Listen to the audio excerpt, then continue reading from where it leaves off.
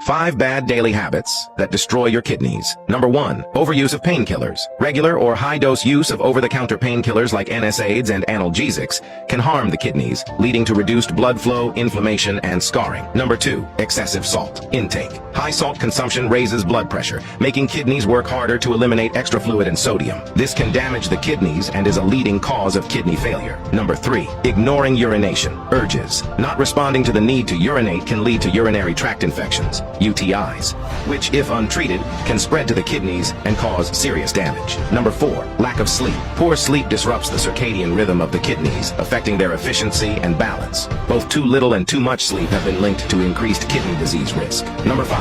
High animal protein diet.